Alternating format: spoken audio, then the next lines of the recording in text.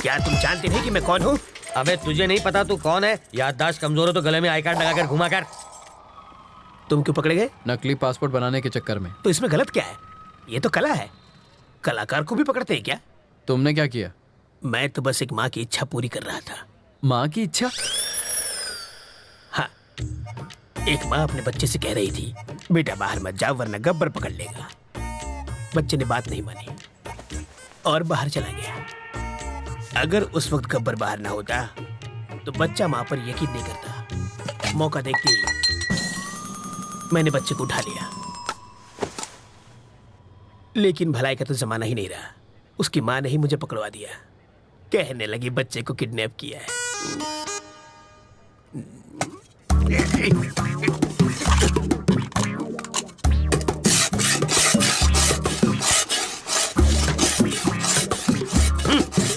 अबे यूं प्लेट घिसने से दीवार में छेद नहीं होगा। कल तुझे जेल में शिफ्ट कर देंगे, वहां जाकर कैदियों के झूठे बर्तन घिसना, समझा?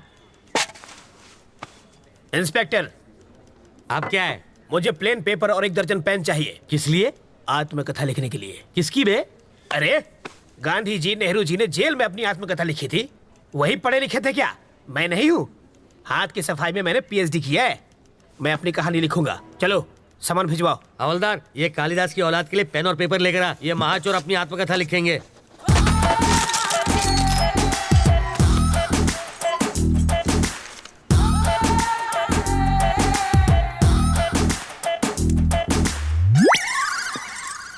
सर आप क्या है रे? 1 कप चाय चाहिए सर। अबे तेरे बाप का घर है क्या? मैं यहाँ का दामाद हूँ सर। जेल को ससुराल कहते हैं ना। हवलदार जी सर। ये ऐसे ही पकाता रहेगा। चल हम लोग राउंड अप करके आते हैं। आप चलिए सर, पीछे पीछे हम भी आते हैं।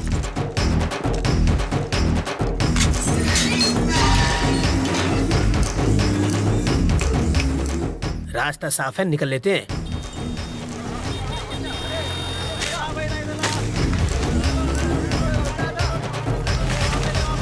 हाँ? ये क्या है? कौन है? वो कौन था? मेरा चाहने वाला। इसे देने के लिए इतना स्टाइल क्यों मारा उसने? रजनीकांत की फिल्में बहुत देखता है। ये लो पकड़ो। शाम को इससे मुझे फोन करना। मेरा फोन नंबर इसमें है।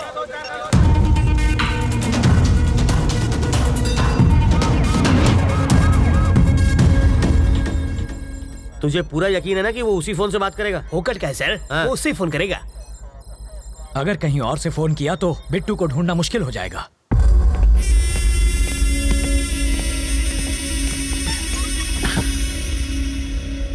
रवि जिंदा बच गया। उसको मारे बिना मैं चैन से नहीं बैठूंगा।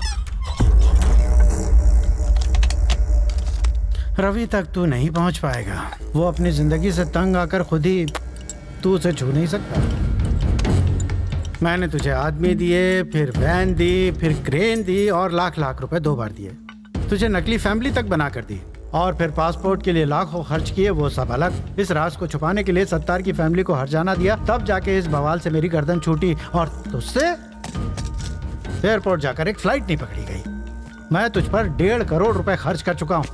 ये लो, ये मेरे लिए फिजूल खर्ची और तेरे लिए बोनस। ये लो। हाँ, ये सिर्फ पेपे बेबे मेमे कर सकती है और किसी काम की नहीं है। अगर मैंने रवि को लगाया होता तो वो 15 मिनट में बैंक लूट के यहाँ बैठा होता। एक 25 साल के छोकरे ने तुझे छठी का दूध याद दिला दिया है। साले, तू तो जाके उसके तलवे चाट। बेशर्मों की तरह बैठा है।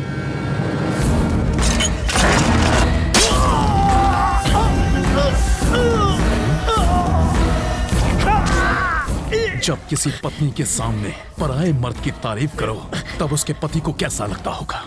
इसके सामने तूने रवि की तारीफ की, मुझे भी वैसा ही लगा। पे में हाँ? जानते हो मैंने क्या कहा? कि तुझे मार दूंगा।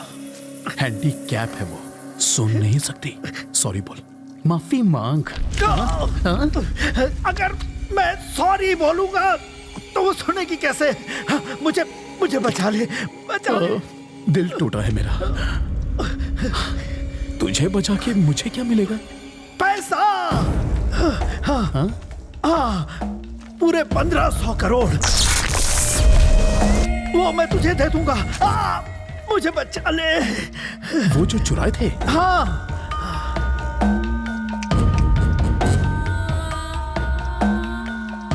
पैसा तो चल गया था ना? नहीं, सिर्फ ट्रक जला, पैसा पहले ही हटा दिया गया था।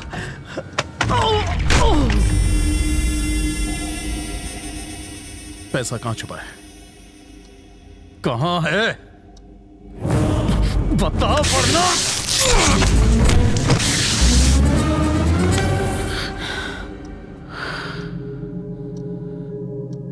ये मर चुका है बिट्टू।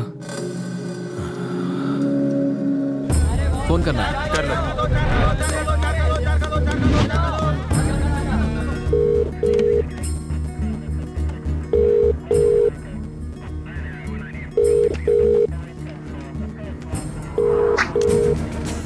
वो शायद मोबाइल इस्तेमाल नहीं करता, इसलिए ट्रांसमीटर लगा दिया।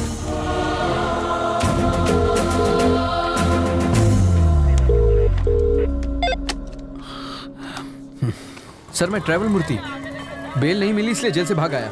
यहाँ बहुत गड़बड़ है, बिट्टू को बाहर भेजना बहुत मुश्किल है। पहले तो ये जान लो कि तुम किससे बात कर रहे हो मूर्ति। बिट्टू? पर वरदराज जी?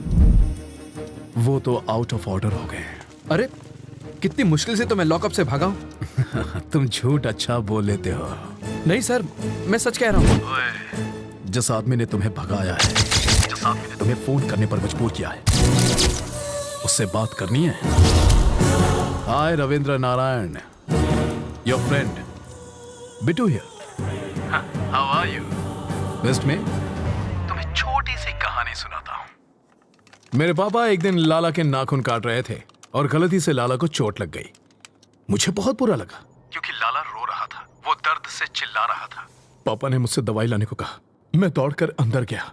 भाई का खून देखकर मेरे आंसू निकल आए। दूसरे दिन खबर मिली कि मेरे बाप का खून हो गया। उसके बाद लाला कभी नहीं रोया, पर एक बात कोई नहीं चाहता, यहां तक कि मेरा भाई भी नहीं, कि वो खूनी मैं था।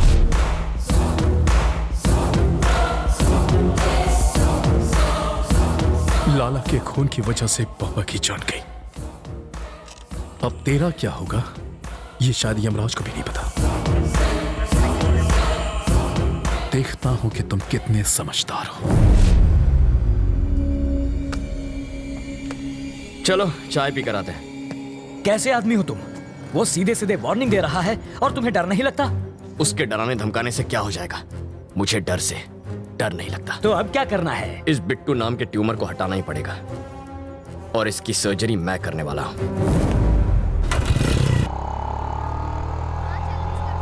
वो इतना खूंखार आदमी है, तुझे उससे डर नहीं लगता? मुझे उसकी फिक्र नहीं है अंकल, भूल जाओ उसे। मैं भी उसे मार सकता हूं, वो चिल्लाता है और मैं नहीं। यही फर्क है।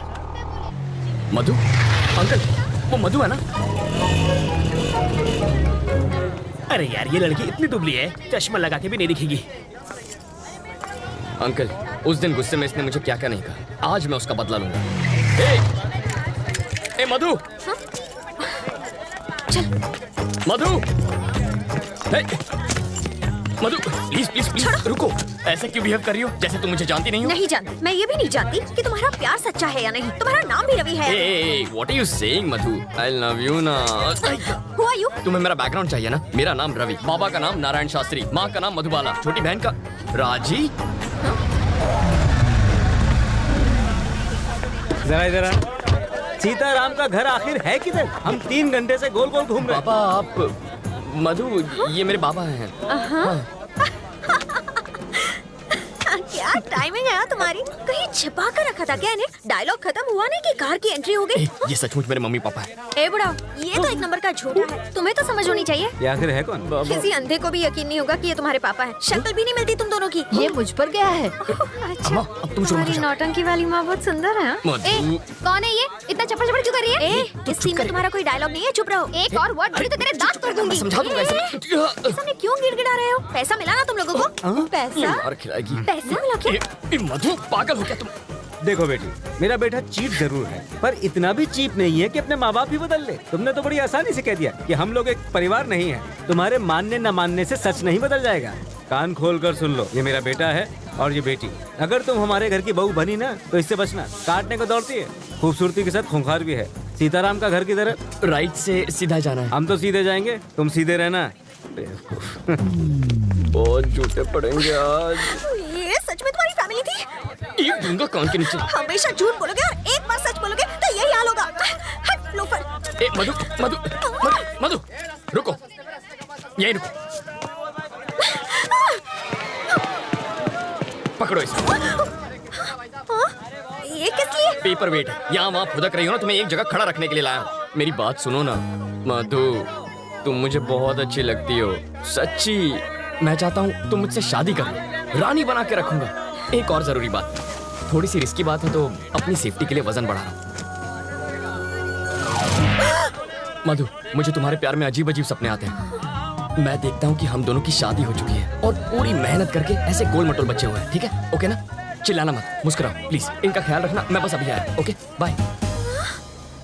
सूखी लकड़ी जैसी है, इसे पसंद कैसे आ गई? जीरो साइज है, आजकल यही फैशन है। कितनी नकचड़ी है वो तुम्हारी होने वाली भाभी है। जरूर इसने कुछ किया होगा, तभी वो भड़की हुई थी।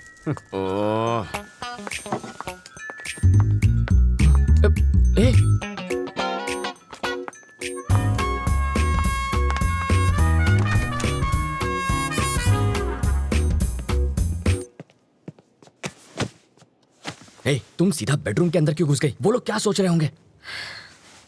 मेरे घर वाले आ रहे हैं हमारे रिश्ते की बात करने। यहाँ पर? वो लोग ये नहीं जानते कि लड़का कौन है। पापा को तो मालूम है। उस खूंखार माँ से तुम निपटना। मुझे पागल कुत्ते ने काटा है जो उनसे निपटूंगा। तुम जानती हो ना कितनी खड़ूस है वो। एक तो तुम्हारी बदतमीजी संभाली नहीं जाती मुझसे। तुम निकलो यहाँ से, ये बिल्कुल गलत टाइम है। तुम जाओ यहाँ से, जल्दी मैं जाऊँ क्या? अरे ऐसे नहीं मधु, देखो बात यह है कि मधु, तुम्हें तो पता ही है ना कि कल क्या हुआ था। सच कह रहा हूँ मधु, देखो तुम मेरे पापा को नहीं जानती हो। अगर उन्होंने तुम्हें ऐसे कपड़ों में देख लिया ना तो वो मेरे सारे कपड़े उतार देंगे। कपड़े उतार देगा। बोलो ना जानू, बोलती बंद हो गई। एक्चुअली